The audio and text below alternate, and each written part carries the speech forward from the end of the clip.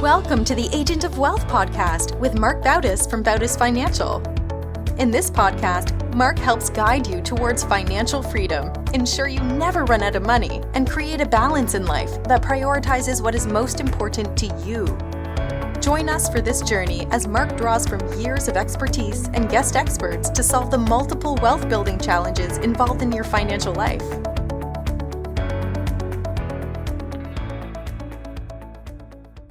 Welcome back to the Agent of Wealth. This is your host, Marc Bautis. On today's show, we're going to talk to Tracy Coenen. Tracy is a nationally recognized CPA and forensic accountant and the brains behind the Divorce Money Guide. As a woman in an industry once dominated by men, Tracy has worked tirelessly to raise to the top as one of the most sought-after forensic accountants working in the divorce space. Tracy's passion lies in helping those who feel powerless in their financial situation.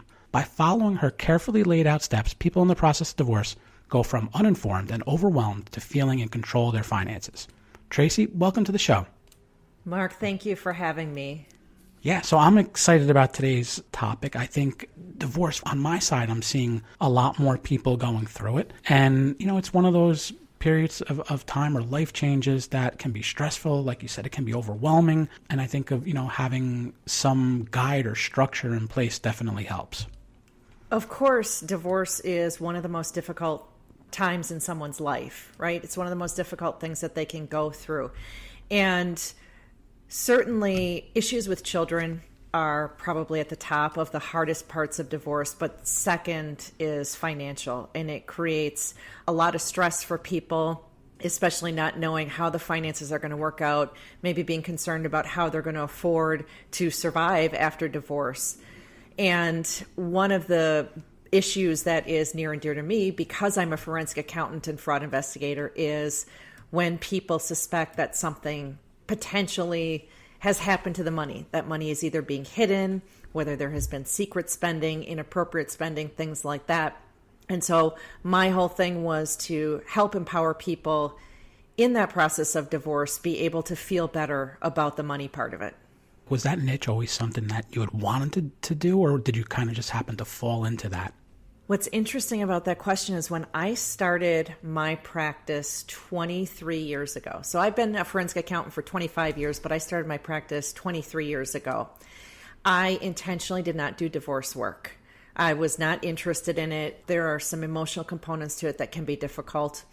But about 5 years into my business, I got a referral from someone that I respect and trust, and it was a very important referral. It was a personal friend of theirs who was going through a divorce, had a lot of money at stake. And so I took that case and realized I was actually really good at dealing with the emotional piece of it and still focusing on the facts and the details of the numbers. So then I did start doing divorce regularly and getting more involved in that. But it's only this year that I've really been interested in making forensic accounting more accessible to people, because it's so expensive to have a forensic accountant involved in a divorce. And I like to say that for 95% or maybe even more of people in divorce, they simply can't afford it. The process is already so expensive. And so I came up with this concept to help people kind of do it themselves at a much better cost. So that passion is just this year.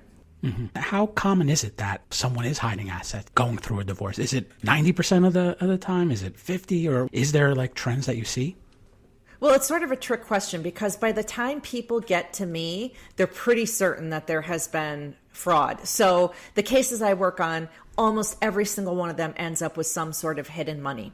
I will say that, for all the divorces out there, if you take the universe of the divorces, I think it is very, very common that people are suspicious that money may be hidden. I think it wouldn't be unreasonable to say, gosh, in 75% of divorces, I bet people are concerned that there's been hidden money. Now, how many of those turn out to actually have hidden money? We don't know, because I think so many people are not having the opportunity to dig into it. They don't know where they would start to look for hidden money. So who knows how many cases it's actually true. I'll say my gut says that probably there's a lot of them. When you're getting divorced, things have gone south in the marriage, and I think that money is naturally one of those pieces that goes south, and someone starts spending on things that they shouldn't and things like that. Whether they're hiding boatloads of money in a secret account, maybe not necessarily that much, but certainly as the marriage deteriorates, I think it's pretty common for there to be spending that the spouse wouldn't approve of or doesn't know about. You mentioned something interesting, that you actually empower the person to be able to do this themselves. Now, do you recommend that everyone takes the approach, or would they have to have some kind of suspicion or an inkling that something is being hidden from them? I love that question. I feel like you are setting me up for that one, because really anyone in the process of divorce can and should use the Divorce Money Guide, because yes, when I created it, I started working on it, it was all about fraud, and it was all about, people who had suspicions about the money. But as I was beta testing it with people, I was realizing that it is so good for people who have not been involved in the finances in their marriage. Because let's say you're a woman who's been a stay-at-home mom for the last 12 years.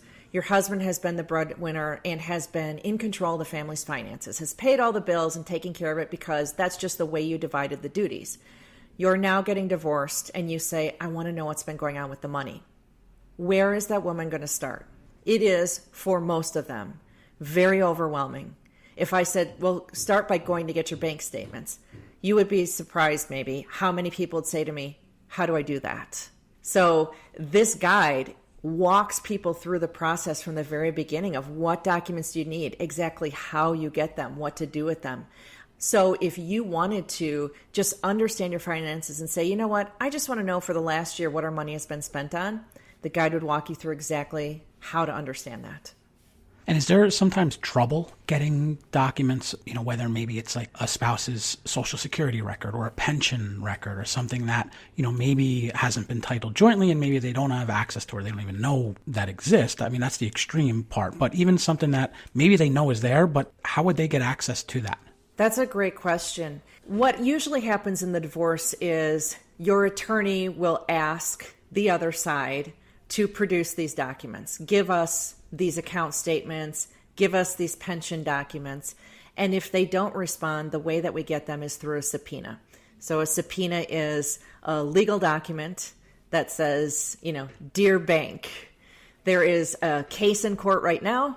This is a legal request for you to turn over all bank documents for accounts in this party's name.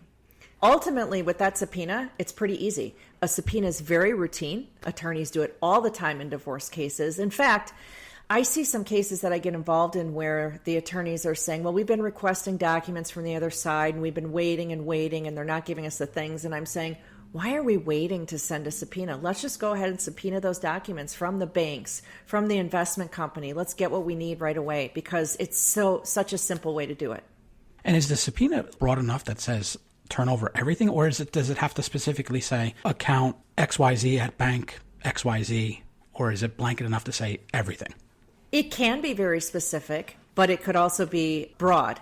So typically, if we know of accounts that exist, we will list out those accounts, but then also say, and any other account in this person's name, so that if there were other accounts that we weren't aware of, that those would be provided to us as well.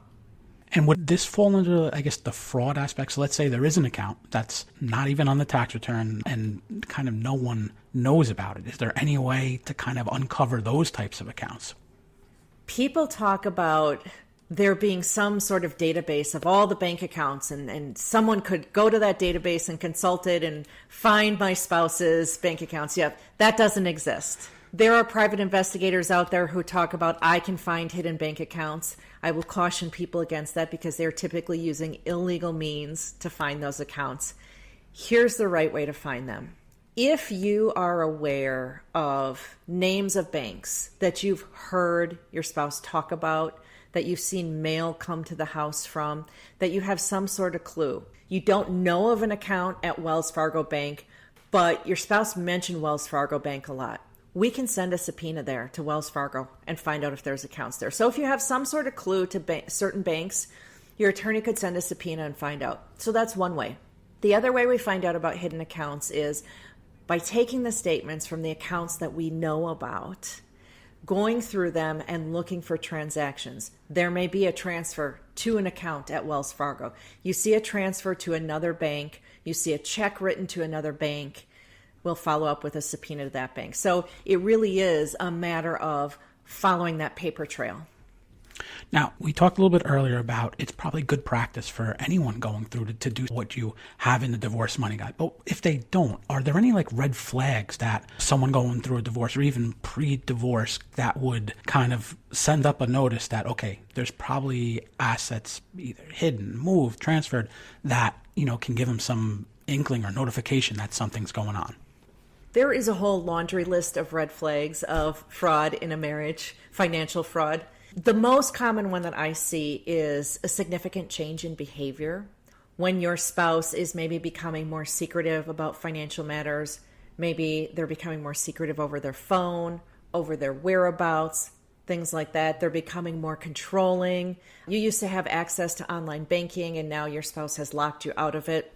Those kinds of things are really huge red flags that there may be something going on with the money. Now, a red flag is only a warning sign. It's not proof of anything. I could spend an hour going through all the red flags with you. I'm sure there's a lot of them. Even if we take it a step further, so let's say they do uncover that there was some asset the spouse was hiding. What's the next step? What we're going to do is prepare the evidence of it. Whether that is certain transactions on a bank statement or credit card statement, whether that is other documentation that shows the existence of that asset and how it came to be. That will have to be put together. If you're doing this process yourself, you're going to bring these statements to your attorney, show them what you found, and the attorney is going to help you put together that proof so it can be presented in front of the judge so that you can get your piece of that. Now, if money has been spent inappropriately, let's say your spouse spent $50,000 on an affair partner. Half of that's yours, right? How do you get that $25,000 back?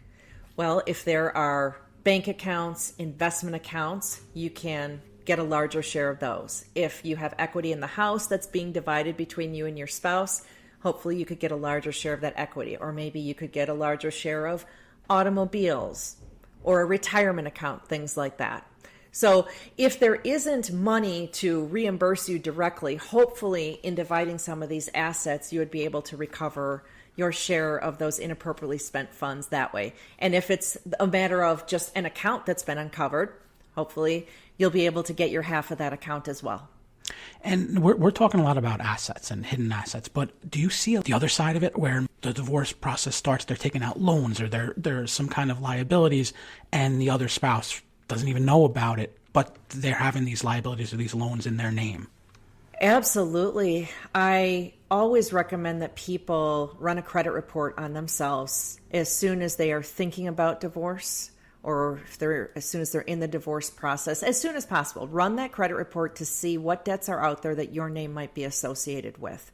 What I've seen over and over again, unfortunately, is, for example, someone who's living in a home that they've owned for 15 years, that they think there's significant equity in, and all of a sudden they find out that there's a home equity line of credit on it that has been run all the way up and there's really no equity in the house.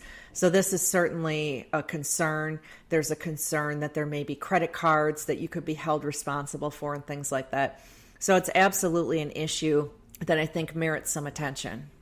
Do you see things being uncovered or coming up down the road? So let's say the divorce is finalized and all of a sudden, whether it's 6 months later, a year later, or some period, and something, now they uncover it. Is there any recourse at that point to go back and get some claim to it? It is possible to reopen a divorce, but it is difficult. There's a pretty high bar that is set for reopening a divorce. So you're going to need some pretty solid evidence of fraud and deception in the process.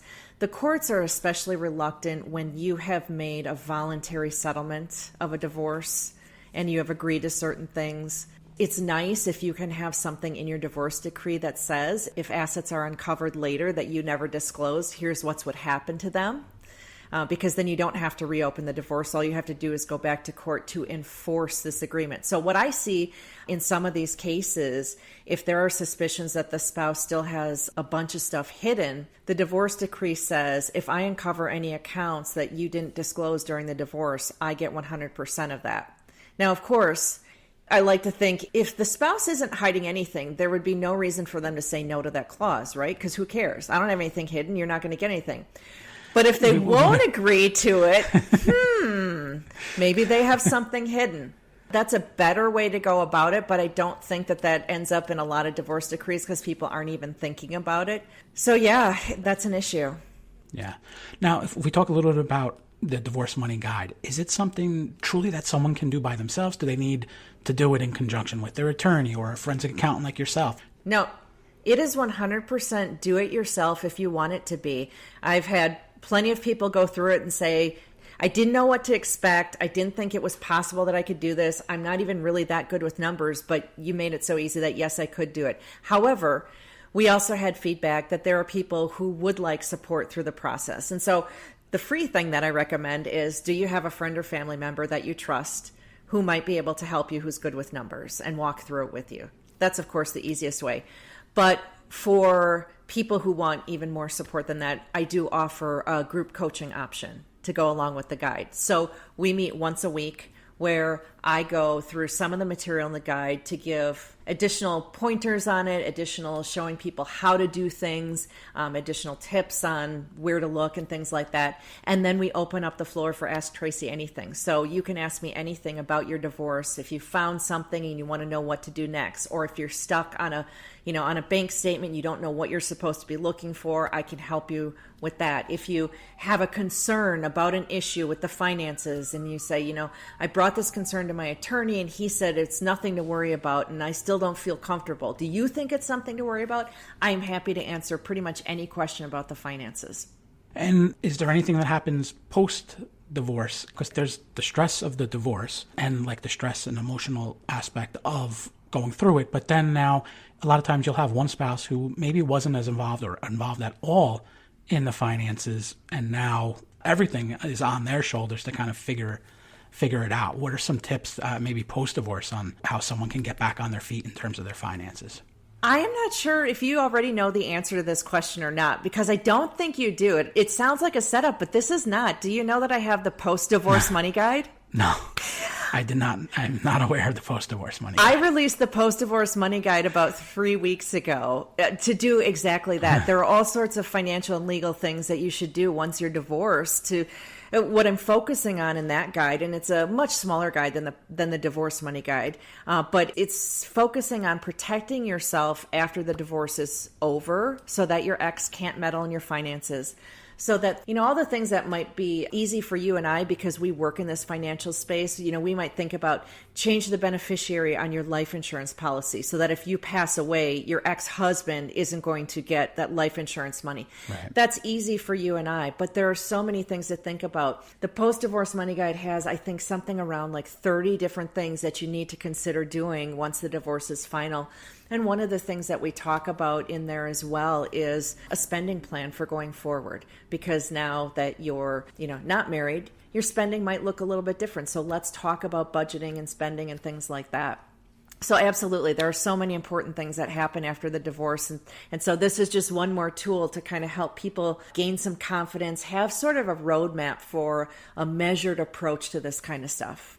Yeah, I think that roadmap helps a lot, especially in like thinking about it, because there's so much uncertainty or so much chaos going on that the roadmap, especially in like an area like finance where someone may not have as much experience, I think it helps in having that blueprint kind of that they step by step they can follow, and everything is not going to fit perfectly into a box and what they should do, but having that structure and having that organization definitely helps.